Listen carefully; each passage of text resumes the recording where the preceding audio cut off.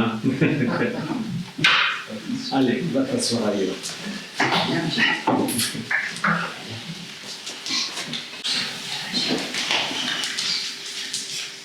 Eh bien, bonjour à tous.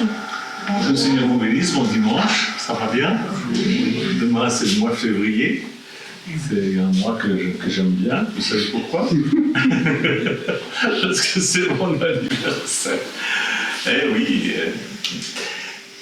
Voilà, je voudrais vous parler encore de notre nouveau livre, pour ceux qui regardent la vidéo. C'est un livre de 349 pages, avec plein de photos qui racontent l'histoire invraisemblable qui nous est arrivée depuis le 27 juin 2014. On commence déjà à oublier. Hein. Maintenant que c'est écrit, c'est passé. Ok, alors si vous ne pouvez pas, vous pouvez l'avoir en ligne, c'est sûr, mais le mieux, c'est pour vous, ça coûte moins cher, c'est de le commander en PDF. Alors vous allez sur révélationbible.fr et puis en première page, vous allez voir, il y a un petit rectangle qui explique ce que c'est que le livre. Et en cliquant sur la photo, vous tombez sur le livre entier avec toutes les photos et tout. Et vous pourrez le lire et connaître toute l'histoire. Voilà. Je voulais vous en parler parce que c'est quand même quelque chose d'important qui nous est arrivé et qui peut vous bénir, vous aider. Il y a beaucoup de gens qui me disent que ça leur a donné des idées pour éviter d'avoir des problèmes. Voilà, que Dieu soit béni. On va lire maintenant dans Éphésiens chapitre 6, verset 13. Éphésiens 6, verset 13. Prenez toutes les armes de Dieu afin de pouvoir résister dans le jour mauvais et tenir ferme après avoir tout surmonté. Tenez donc ferme, ayez autour de votre taille la vérité en guise de ceinture. Enfilez la cuirasse de la justice. Mettez comme chaussure à vos pieds le zèle pour annoncer l'évangile de paix. Prenez en toutes circonstances le bouclier de la foi avec lequel vous pourrez éteindre toutes les flèches enflammées du mal. Amen. On s'arrête là. Je prêcherai encore dimanche prochain sur la suite au sujet de l'autre arme qui nous est donnée par Dieu, une arme qui lui appartient mais qui nous donne. Et je vous disais dimanche passé que Jésus se tient nuit et jour auprès du Père pour plaider en notre faveur. Alors quand on a un avocat comme Jésus qui présente son sang au Père afin de plaider notre cause, pauvre diable, il est vraiment découragé. Qu'est-ce que vous voulez? La Bible dit qu'il veut nous accuser devant Dieu, il cherche à nous accuser. Mais il y a là Jésus qui plaide notre cause, il est découragé, le diable est découragé. C'est pourquoi il abandonne un petit peu ce rôle d'accusateur devant Dieu pour venir nous accuser nous directement. Il est vraiment au bout du rouleau, le pauvre. Il vient essayer de nous décourager à domicile. Et comme il est un esprit qui n'est pas à plusieurs endroits à la fois, donc il envoie ses sbires, des démons qui viennent pour vous tenter, et puis une fois que vous avez succombé à la tentation, ben, il vous accuse, n'est-ce pas? Et puis ensuite, il s'ingénie aussi à envoyer des gens qui sont des pervers narcissiques, des gens qui viennent pour vous accuser, pour vous décourager, pour vous déstabiliser, ou tout simplement des gens charnels, des gens un peu bébêtes. Et ils viennent pour vous décourager, vous tenter, vous accuser. Mais nous savons tout ça. Nous savons cela. Alors, on agit en conséquence. On ne se laisse pas faire. Dieu nous a donné ses armes. Nous avons parlé de la ceinture de la vérité, puis de la cuirasse de justice, puis des chaussures du zèle. Ce matin, je vais vous parler du bouclier de la foi. Tout ce que font Satan, ses démons et les gens charnels est comparé à des traits enflammés tirés contre l'Église, c'est-à-dire contre les membres de l'Église, pas contre les bâtiments, hein, vous avez bien compris. Certaines de ces flèches ont pour but de saper notre foi en jetant des doutes en nous. Et on le sait. Donc, si on a le bouclier, on n'est pas blessé par ça. Le doute. Vous savez, Camélia, la gitane, elle me disait, le diable, les démons, les gens désagréables, tout ça, ils sont comme des chiens. Ils aboient très fort, ils courent très vite jusque vers vous, mais au dernier moment, ils sont enchaînés. Et au dernier moment, quand ils vous arrivent dans la figure, hop, ils ne peuvent pas aller plus loin parce qu'ils sont enchaînés. Et vous avez le bouclier. Alors, de temps en temps, vous pouvez prendre un choc parce qu'ils s'approchent près, tout près. Mais c'est juste un choc, ce n'est pas quelque chose qui est déstabilisant au point de vous faire abandonner la foi. Quand on regarde l'histoire de l'Église, on voit qu'elle a été déboussolée par des doctrines de démons, à cause de personnes qui avaient une conscience qui n'était pas correcte. C'était des gens qui n'étaient pas vraiment nés de nouveau et qui ont pris position dans l'Église et qui ont commencé à semer la panique. Et en cette fin des temps, l'Église est également, sinon plus, déboussolée que jamais. Paul l'avait prophétisé, et on va le lire, c'est dans 1 Timothée 4, 1. Je vous lis le texte. L'Esprit dit expressément que dans les derniers temps, certains abandonneront la foi pour s'attacher à des esprits trompeurs et des doctrines de démons, car ils seront égarés par l'hypocrisie de menteurs dont la conscience est marquée au fer rouge. Alors vous savez que moi j'aime bien lire dans plusieurs versions. Ça c'est la dernière version avec les notes archéologiques et historiques. C'est une très bonne version. Mais j'aime bien aller regarder. J'ai plus de 40 versions différentes. Et j'ai cherché, j'en ai trouvé une qui est excellente. Voilà ce qu'elle dit. C'est le même texte. L'Esprit dit expressément que dans les derniers temps, quelques-uns s'abstiendront de la certitude en Christ, s'attachant à des raisonnements séducteurs et à des doctrines de dérèglement de conscience, par l'hypocrisie de faux docteurs dont la conscience sera marquée au fer rouge. Ah, c'est quand même pas très différent, mais ça donne une... Là, vous le voyez en stéréo, là, vous le voyez en relief, en 3D. C'est plus subtil. Des doctrines de dérèglement de la conscience. Qu'est-ce que c'est ça? Qu'est-ce que ça signifie? Je vous explique. Pour éviter ces doctrines-là de dérèglement de la conscience, tout ce que vous faites, faites-le au nom du Seigneur Jésus. C'est ce que la Bible nous dit de faire. Tout ce que vous faites, vous ne pouvez pas faire au nom du Seigneur Jésus quelque chose qui ne va pas dans l'idée de Jésus, dans la pensée de Jésus, dans la volonté de Jésus, dans ce qui est écrit au sujet de Jésus dans la Bible. Vous ne pouvez pas. Donc déjà là, si vous faites les choses au nom de Jésus, vous blindez. Vous ne faites rien en dehors de ce qu'un chrétien a le droit de faire. Donc tout ce que vous faites, faites-le au nom de Jésus avec un engagement absolu. Ne vous mettez pas de barrière, de misérabilisme, à aller jusqu'au bout, jusqu'au fond, à fond, mais faites-le au nom du Seigneur Jésus-Christ. Et c'est en agissant ainsi que vous connaîtrez la douceur d'être conscient de la présence de Dieu. Pas de ressentir, mais d'être conscient de la présence de Dieu. Les faux docteurs vous apportent des doctrines de dérèglement de cette conscience-là, de la conscience de la présence de Dieu et de la crainte de l'Éternel qui est le début, le commencement de toute sagesse. Ce que vous ne pouvez pas faire, vous ne pouvez pas faire autre chose. Au nom de Jésus, vous ne pouvez pas faire une chose si elle n'est pas ce que Jésus veut, ou ce que Jésus permet dans les Saintes Écritures.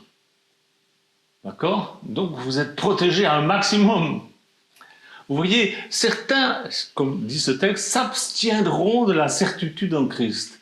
C'est-à-dire qu'ils renoncent, ils s'abstiennent, ils se retirent, ils retranchent donc de la base qui est la confiance, la certitude que nous avons en Jésus-Christ qui est mort pour nos péchés, ressuscité, assis à la droite de Dieu, plaidant notre cause, qui nous donne la victoire en toutes choses, qui ne nous accuse pas, mais qui nous défend.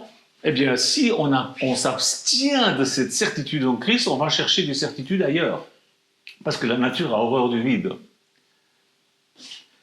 Alors, il s'attache à des raisonnements. à des raisonnements qui peuvent être séducteurs, comme par exemple le purgatoire, comme par exemple la réincarnation, comme par exemple le salut par les œuvres, et puis alors on peut en rajouter. Des doctrines de dérèglement de la conscience. On n'est plus conscient de ce que Dieu veut, de ce qu'est la volonté de Dieu. On n'est plus conscient de la vérité. Donc on ne peut pas avoir la foi, puisque la foi, elle vient de la vérité, elle vient de la parole de Dieu. si on prend des certitudes ailleurs, on est fichu. Et alors, ces gens-là, ils éloignent le peuple de la conscience juste. Ainsi, les gens n'auront plus la conscience de la vérité, de Jésus, de la vérité de ce qu'il dit. Jésus dit « je suis la vérité ». Et quand il dit quelque chose, c'est la vérité. Et ce qu'il dit, on doit le faire. Il est le Seigneur, il n'est pas un copain à qui on obéit si ça nous fait plaisir, si on a le temps. Alors ces gens-là ont donc une foi erronée et donc ils sont manipulables et par l'ennemi. L'ennemi les manipule parce qu'ils n'ont plus le bouclier de la foi dans la parole de Dieu, dans ce que Dieu dit. Par exemple, ces gens-là, depuis déjà longtemps, ils ont remplacé 1 Corinthiens 15, 29, si vous ne savez pas ce que c'est, vous allez chercher dans votre Bible, et si vous n'avez pas de Bible, vous en achetez une, vous allez sur Google, sur Amazon, vous en achetez une, vous allez dans une librairie chrétienne, et vous en achetez une. Vous allez même à la FNAC, il y en a, à 10 balles, il y en a des Bibles. Il ne faut pas me dire que je ne peux pas. Alors ils ont remplacé, par exemple, 1 Corinthiens 15, 29, par le purgatoire, par des messes pour les morts, par l'hérésie des cathares au sujet de la réincarnation, parce qu'ils ne comprennent pas et ils ont rejeté, ils ont abandonné, ils s'abstiennent de ça, ils ne se font pas baptiser pour les morts. Pourtant l'apôtre Paul dit, mais que font ceux qui se font baptiser pour les morts s'il n'y a pas de résurrection? Ça veut dire, puisqu'il y a de résurrection, c'est bien de se faire baptiser pour les morts, sinon ça ne sert à rien. Voilà ce que Paul est en train de dire dans tout ce chapitre 15 de 1 Corinthiens. Il parle de la résurrection de Christ, c'est ça le thème principal de ce chapitre, et il donne un exemple qui est un exemple frappant de ce qui se passait dans l'Église primitive au commencement. Les gens se faisaient baptiser pour les morts, voilà, qui n'avaient pas eu l'occasion d'être baptisés quand ils étaient vivants. Et baptisé, je vous rappelle, c'est une immersion, c'est pas 3 gouttes d'eau sur la figure. Alors, certaines de ces personnes disent que ceux qui pratiquent le baptême pour les morts, je l'ai lu encore dernièrement, pratiquent la nécromancie. Alors ça m'a fait hurler de rire parce que ce sont des gens qui nient la parole de Dieu au profit de leur raisonnement, ils nient 1 Corinthiens 15, 29, et ils utilisent un mot dont ils ne connaissent pas la signification. Paul dit, que font donc ceux qui se font baptiser pour les morts? Et la réponse, c'est pas, ils font de la nécromancie.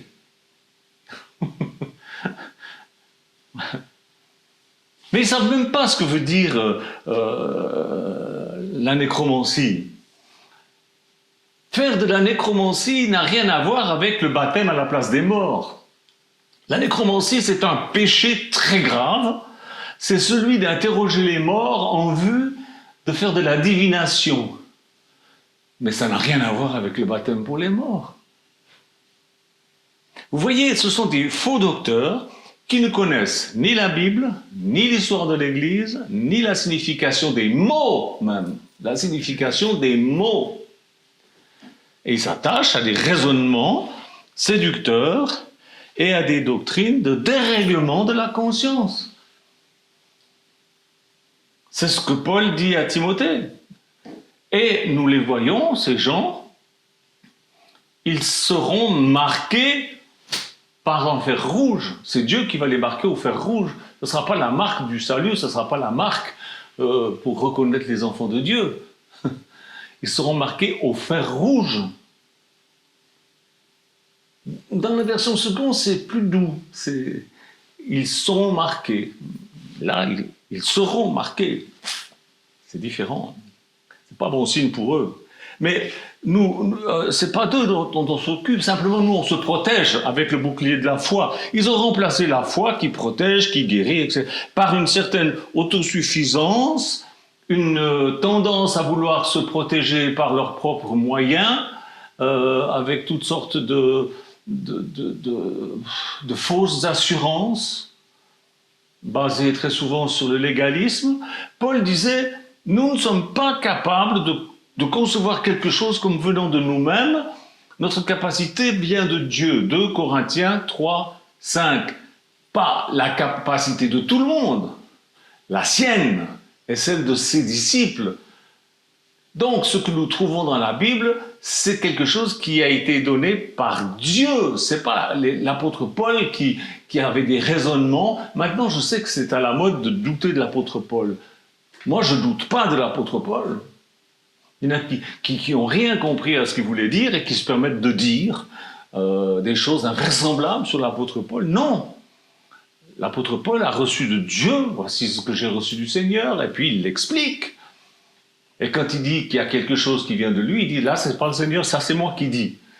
Il est très honnête, l'apôtre Paul. Donc, si vous faites, ou vous croyez, vous pensez des choses qui sont contraires à ce que l'apôtre Paul dit, c'est que vous êtes des gens qui égarez la conscience des autres, et vous aurez des comptes à rendre à Dieu, et vous allez être marqués par un fer rouge. L'enseignement de ces gens, les enseignements de ces gens sont acceptés et bien reçus par des pauvres âmes en errance. Ils sont, comme la Bible dit, comme des astres errants qui sont là, qui tournent. Plutôt que de revenir à la simplicité des Saintes Écritures. On va lire maintenant un autre texte dans 1 Corinthiens 2, 1, 5. Écoutez bien ça. 1 Corinthiens 2, 1, 5. Voilà, apôtre Paul, comment il parle. Pour moi, pour ma part, frères et sœurs, lorsque je suis venu chez vous, ce n'est pas avec une supériorité de langage ou de sagesse que je suis venu vous annoncer le témoignage de Dieu, car j'avais décidé de ne connaître parmi vous rien d'autre que Jésus-Christ et Jésus-Christ crucifié. J'ai été faible, craintif et tout tremblant chez vous. Ma parole et ma prédication ne reposaient pas sur les discours persuasifs de la sagesse humaine, mais sur une démonstration d'esprit et de puissance, afin que votre foi soit fondée non sur la sagesse des hommes, mais sur la puissance de Dieu. Alors quoi? C'est ce que nous faisons. Dieu nous en rend témoignage. Où est la démonstration d'esprit et de puissance de ces raisonneurs? Ils se moquent de ceux qui font les miracles au nom du Seigneur Jésus-Christ. C'est le monde à l'envers. C'est le monde à l'envers. C'est l'Église retroussée. C'est l'Église à l'envers. Et qui c'est qui suit ces gens-là? La foule. Parce que c'est écrit, à la fin des temps, ils se donneront une foule de docteurs. Qui les caresseront dans le sens du poil. Nous prêchons Jésus-Christ et Jésus-Christ crucifié qui a porté nos péchés. Nos péchés sont pardonnés, ils sont oubliés et nous avons confiance en lui. Et parce que nous l'aimons, parce que nous avons confiance en lui, nous faisons ce qu'il dit. Nous avons le bouclier de la foi pour éteindre les traits enflammés du malin. Parce qu'ils existent aussi. Et nous avons confiance en lui, en sa parole, en la parole de qui? De celui qui a donné sa vie pour nous. Moi, je ne veux pas faire confiance à quelqu'un qui n'a pas donné sa vie. Vous comprenez, mes frères et sœurs? La foi, c'est la confiance totale dans le Seigneur qui est exprimée par une communion continue. On se lève et on sait on remet notre journée entre les mains de Dieu, on prie avec mon épouse tous les matins, on prie, on remet notre sort entre les mains de Dieu, on remet le sort de notre communauté entre les mains de Dieu, notre travail entre les mains de Dieu, notre santé, et toutes les choses qui nous concernent, les finances et tout, on remet tout entre les mains de Dieu, on est en communion avec lui. Ensuite, qu'est-ce qu'on fait? On fait tout parce qu'on est serviteurs des frères et sœurs, et les frères et sœurs sont aussi serviteurs des frères et des sœurs et des uns et des autres. Et on le fait au nom du Seigneur Jésus-Christ, par amour. On n'a pas une vie privée. C'est quoi ce cirque d'avoir une vie privée? On n'a pas une vie privée. On a une vie de communion. Et on fait tout pour Jésus et pour son Église. La foi, c'est bien plus qu'une croyance intellectuelle. Ce sont des actes, c'est une vie. La foi, c'est une confiance totale en Dieu, qui est notre Rédempteur. Et nous croyons que nous avons été crucifiés avec lui, c'est-à-dire que nous sommes morts. Galates 2:20, si on est mort, on n'a plus de problème. Qu'est-ce qu'il peut y avoir comme problème? On a été crucifiés avec Jésus-Christ. Si vous êtes crucifié avec Jésus-Christ, vous ne laissez pas accuser par ces prédicateurs de malheur qui vous comparent au roi machin, à la bonne femme une telle, que des histoires de l'Ancien Testament où il n'y avait pas cette grâce de Dieu qui vous a été donnée en Jésus-Christ, par Jésus-Christ. Et comme Paul, nous prions chaque jour pour que Jésus-Christ demeure dans nos cœurs par la foi. Éphésiens 3:17, nous sommes bien conscients de notre incapacité de pouvoir même demeurer dans la foi tout seul, sans lui. La foi, c'est bien plus qu'une expression de foi en Dieu pour le salut. C'est bien plus que ça. C'est notre façon de vivre l'Église. L'Église qu'il construit, lui, le Seigneur Jésus, chaque instant. La foi, c'est la confiance totale en Jésus qui a promis de bâtir son Église. Et il a commencé à bâtir son Église quand? Eh bien, vous lisez Actes chapitre 2, Actes chapitre 4, et vous allez voir qu'est-ce que c'est son Église, comment elle est construite. Tout ce qui n'est pas construit de cette manière-là n'est pas une Église construite par lui, mais par les hommes ou les femmes. Seule cette sorte de foi dans les Saintes Écritures nous protège des traits enflammés du malin. Parce qu'on a foi dans les Écritures et non pas dans les traditions, dans les dogmes, dans les... que sais-je. Le contraire de la foi, c'est l'indépendance. L'indépendance était la racine du premier péché. Adam et Ève ont cru qu'ils pouvaient ne pas dépendre de Dieu. Voilà, vous serez comme des dieux quand vous aurez mangé de ça, vous allez voir, c'est... Et puis l'indépendance continue d'être l'essence de tout péché contre Dieu. Y compris le péché d'autonomie.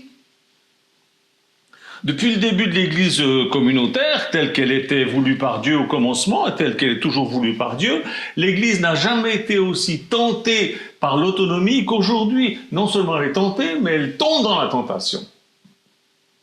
Et c'est ainsi qu'on voit des églises locales qui deviennent des véritables entreprises, qui sont dirigées par des hommes et des femmes d'affaires, pas par des gens qui sont conduits par le Saint-Esprit. Bien sûr, ils vous parlent de Jésus, bien sûr, ils disent Seigneur, Alléluia, gloire à Dieu, mais ils dirigent ça comme une entreprise. Allez dans une librairie chrétienne, vous prenez un petit carnet et vous notez tous les titres des bouquins qui vous parlent de comment avoir confiance en vous-même. Vous allez voir, il y en a beaucoup. Au lieu de faire confiance au Saint-Esprit, la parole terrible de Jérémie s'applique absolument à l'Église telle qu'elle est aujourd'hui. Mais elle est ainsi depuis longtemps, mais là, elle a atteint un niveau, c'est phénoménal. Jérémie 2:13. Voilà ce qui est dit. En effet, c'est un double mal que mon peuple a commis. Ils m'ont abandonné, moi qui suis une source d'eau vive, pour se creuser des citernes fissurées qui ne retiennent pas l'eau. En fait, Dieu se moque d'eux. Il dit, vous ne voulez pas de moi qui donne une pleine assurance, qui donne une totale sécurité. Vous ne voulez pas de moi, vous m'avez mis de côté, vous avez mis de côté ma parole, pour vous créer des trucs qui sont tout fissurés, qui perdent l'eau, qui tiennent pas, quoi. Et l'Église, et les membres d'Église aujourd'hui sont désarmés. Je reçois des dizaines et des dizaines de requêtes de prière chaque semaine et je vois que les chrétiens sont désarmés. Ils n'ont pas la ceinture de la vérité, ne sachant plus où est la vérité. Mais dans quelle église, laquelle est la bonne? Mais où est-ce qu'il faut aller pour écouter, pour être sûr? Comment faire? Ils ne savent plus. N'ayant pas de cuirasse de la justice, doutant toujours de leur salut, doutant que Dieu les voit justes. Oh oui, mais quand même, Dieu vous voit juste. Il l'a déclaré au travers du sang de Jésus-Christ. Et ils doutent toujours de ça. Ils n'ont pas la ceinture, la cuirasse de la justice que Dieu leur a donnée. Et ils se laissent accuser par leur conscience qui est embrumée. Pourquoi? Parce qu'ils ont écouté des pasteurs autoproclamés sans puissance spirituelle, mais simplement du baratin, une logorée verbale, quelque chose d'infernal. Ils n'ont plus le zèle pour proclamer l'évangile, plus de zèle, plus de chaussures qui donnent à sortir de chez eux pour témoigner. Non, ils n'ont pas le temps. Ils se repaissent de messages évangéliques frelatés sur Internet. Ils viennent témoigner de quoi? Ils n'ont même pas d'assurance eux-mêmes. Ils n'ont pas de bouclier et ils se prennent des flèches enflammées du diable sans arrêt. Et ils sont troublés. Alors plutôt que de revenir à la foi biblique, ils courent de réunion en réunion, se faire accueillir par des escrocs patentés qui leur vendent de l'huile bénite, ou de l'eau bénite, ou d'autres idioties. Mon Dieu! Le bouclier de la foi. Vous ne pouvez pas avoir le bouclier de la foi si vous ne connaissez pas la parole de Dieu, les exigences de Dieu, la volonté de Dieu qui est écrite dans la Bible.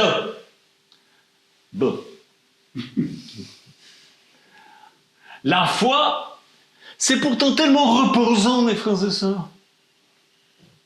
Je ne sais pas pourquoi ils s'énervent comme ça, à courir partout. Être caché derrière un bouclier. Alors c'est vrai que de temps en temps on sent un choc parce qu'on tient le bouclier, mais on n'est pas touché nous-mêmes, c'est le bouclier qui prend tout. On reste dans la sérénité derrière notre bouclier et puis on avance contre l'ennemi, on recule pas, on avance, on prend du terrain, on est sûr de la victoire, on a toutes les armes pour.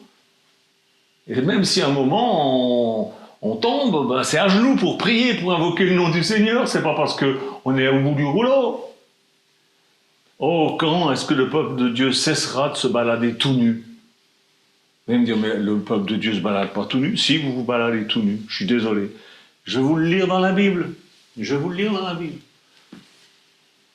C'est dans Apocalypse chapitre 3. Apocalypse chapitre 3. Verset 14, voilà ce que la Bible dit. Voici ce que dit l'Amen, le témoin fidèle et véritable, l'auteur de la création. Je connais tes œuvres. Et là, il écrit à l'Église, à la dernière Église, du dernier temps, juste avant que Jésus revienne. Il dit, je connais tes œuvres. Je sais que tu n'es ni froid, ni bouillant. Si seulement tu étais froid, ou bouillant.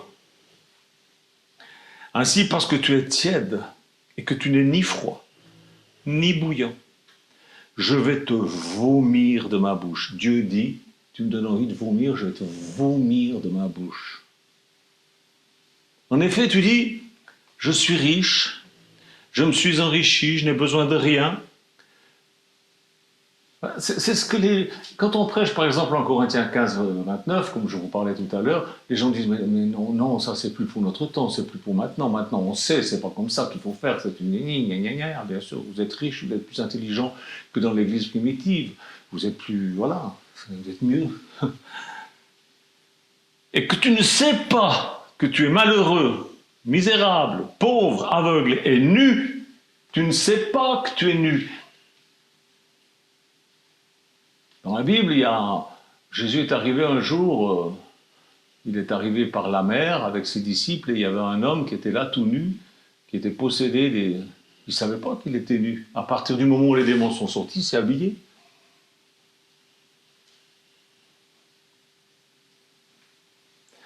Et les chrétiens ne savent pas pourquoi, parce qu'ils sont devenus des vierges folles, qui ne sont pas protégés, qui sont blessés partout par l'ennemi tout le temps. Alors il dit, je te conseille, c'est le Seigneur qui dit, je te conseille d'acheter chez moi de l'or purifié par le feu, afin que tu deviennes vraiment riche. Qu'est-ce que c'est? Il dit, je te conseille d'acheter chez moi. Donc ça va te coûter quelque chose, ça va pas te coûter de l'argent, mais ça va te coûter du temps, ça va te coûter de l'honnête, ça va te coûter de fiche en l'air tout ce qui n'est pas honnête, tout ce qui n'est pas vrai. Ça va te coûter. Je te conseille d'acheter chez moi de l'or purifié par le feu, afin que tu deviennes vraiment riche. C'est quoi cet or purifié par le feu? La Bible dit que c'est la parole de Dieu, c'est comme de l'or purifié 7 fois dans le creuset. Alors, premièrement, prends la parole de Dieu. C'est ce dont tu as besoin pour avoir le bouclier, le vrai bouclier de la foi, et non pas des illusions. Des vêtements blancs afin que tu sois habillé, c'est-à-dire la justice. Vêtements blancs, c'est le vêtement de la pureté. Crois que Jésus t'a purifié. Revêt-toi de ce vêtement blanc, de la justice, afin que ta nudité ne paraisse pas, qu'on ne voie plus la honte de ta nudité, parce que tous ces chrétiens qui disent « Alléluia, Dieu est le Dieu de l'abondance », et puis ils sont pauvres comme Job, j'allais dire. Mais c'est ridicule. Vous croyez que le monde ne vous voit pas quand vous dites « Oui, l'Éternel a dit, tu seras la tête et non la queue ». Mais vous êtes la queue. Pourquoi vous dites vous dites des paroles en l'air comme ça, mais vous avez l'air ridicule. Parce que vous ne vivez pas. Vous récitez des trucs, vous dites des trucs, vous voulez faire croire que vous croyez, mais vous ne croyez pas. Voilà pourquoi vous êtes la queue. Et le monde rigole. Qu'est-ce que c'est l'abondance? Jésus dit, je suis venu pour que vous ayez la vie et la vie en abondance. Mais c'est quoi l'abondance? C'est l'abondance de la vie. Mais vous ne vivez pas, vous vivotez. Vous avez déjà été voir les gens qui vivent fort, à fond. C'est autre chose. Ainsi qu'un remède pour à appliquer sur tes yeux afin que tu vois. Un collier. Un remède, quelque chose, parce que tu ne vois pas clair. Tu ne vois pas clair. Tu as la vue embrumée par toutes sortes d'enseignements idiots. Tu ne vois pas les réalités telles qu'elles sont. Et donc du zèle, et repens-toi, voilà ce que Dieu dit. Voici, je me tiens à la porte et je frappe. Il se tient à la porte de quoi? De l'église, puisque c'est à l'église qu'il parle. Il se tient à la porte et il frappe. Si Jésus est à la porte et qu'il frappe, c'est qu'il est en dehors de l'église. On va me dire, ben comment? Mais oui, vous avez mis Jésus en dehors de votre église. Vous êtes là dans votre église, mais Jésus, il est dehors et il frappe à la porte. Il est dehors, pourquoi? À cause des scandales, à cause on ne veut plus de lui, on se débrouille très bien, on a un bon programme, on a l'argent qu'il faut pour faire, on a des hommes intelligents, on a des femmes intelligentes. Aujourd'hui, c'est plus comme du temps de l'apôtre Pierre. Le temps des miracles, c'est fini ça, il faut arrêter. Puis d'abord, ceux qui font des miracles, la Bible dit, c'est des miracles mensongers. Qu'est-ce que c'est qu'un miracle mensonger?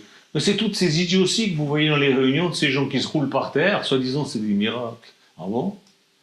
Ils repartent chez eux, ils sont toujours allons. Voici, je me tiens à la porte et je frappe. Si quelqu'un entend ma voix et ouvre la porte, j'entrerai dans son église. Non, il ne rentre pas dans l'église. J'entrerai chez lui et je souperai avec lui et lui avec moi. Ça veut dire quoi? Ça veut dire que Jésus en a marre, mais marre de ces églises. Ça fait 2000 ans qu'il est là à regarder tout ça. Et il ne veut plus de tout ça. Il est à la porte parce qu'il sait que dedans il y a des gens sincères, il y a vous êtes sincères. Vous cherchez vraiment la vérité, alors il frappe, puis si vous entendez sa voix, vous ouvrez, et vous sortez, vous allez chez vous, avec lui, et vous mangez avec lui. Moi, je mange tous les jours avec Jésus à ma table. Jésus en Philippe, Jésus en Dominique, Jésus en Samuel, Jésus en Stéphane, Jésus en Michou, Jésus qui vit dans Marie-Claire, qui vit dans Olivier, qui vit dans Mélodie, qui vit dans Lucas, qui vit dans Rédis, qui vit dans Timothy, Voilà, je mange avec Jésus tous les jours. Et on prend la Sainte Seine à table, ensemble. Tous les jours. Et c'est ça que Jésus veut. Il veut rentrer chez vous et vivre avec vous. Et Jésus continue en disant, le vainqueur, je le ferai asseoir avec moi sur mon trône, tout comme moi, j'ai aussi vaincu et je me suis assis avec mon Père sur son trône. Ça veut dire quoi? Ça veut dire que ceux qui vont être vainqueurs vont devenir des régnants, les autres vont devenir des rampants. Vous aurez été rampant toute votre vie, vous allez être sauvés comme au travers du feu, et puis vous allez passer l'éternité dans un degré de gloire qui sera petit. Il y a 3 niveaux de gloire.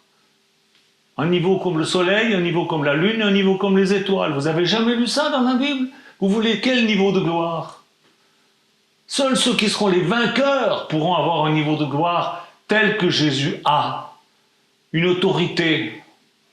Les autres, ce sera des rampants, des gens qui ils sont là, et puis ils ouvrent la porte, font des figurations, vous savez, comme Louis de Funès, pendant des années, il a fait de la figuration dans les films, on le voyait, des Madame est servie, puis il fermait la porte, oh, ça y est.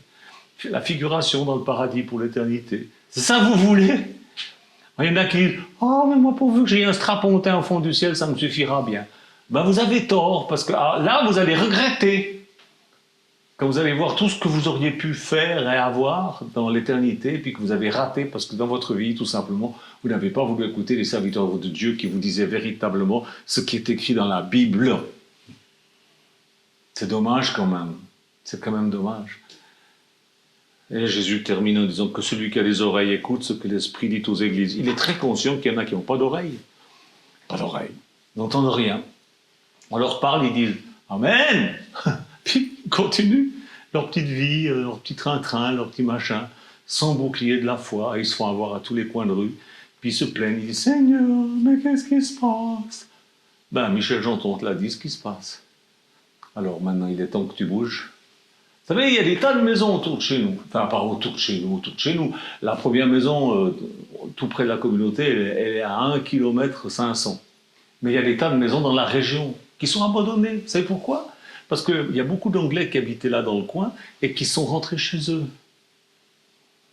Et ces maisons, ils veulent les vendre. Si vous dites, Michel, on veut venir vivre en communauté, pas de problème. On achète une grande maison, 2 grandes maisons, 3 grandes maisons, et on crée des communautés où vous pourrez passer vos jours avec nous, comme les premiers chrétiens, prenant leur repas en simplicité de cœur, dans la paix, tranquillement, vieillir tranquillement, plutôt que d'aller mourir dans un EHPAD où on vous maltraitera, où on vous piquera tout votre pognon. Hein? Ça, c'est des idées, c'est des projets que nous avons. Alors maintenant, est-ce que vous allez rentrer dans ces projets? Il y en a qui me disent, oui, j'y pense, et puis j'oublie. J'y pense surtout quand je suis seul la nuit. Et tout au fond de moi, je sais que... oui. Oh, bah... Maintenant, c'est peut-être un peu trop tard pour y penser. Non, c'est pas trop tard. C'est jamais trop tard pour faire la volonté de Dieu. Prendre le bouclier de la foi et se défendre. Être vainqueur. Ça vous plairait pas? Que Dieu vous bénisse. Merci Seigneur Jésus de bénir mes frères et sœurs qui ont écouté ce message et pour ceux qui ont aussi regardé la vidéo, veuillez les bénir, les encourager et leur donner de se détourner de ceux qui vont bientôt être marqués au fer rouge. Au nom de Jésus-Christ. Amen. Au revoir.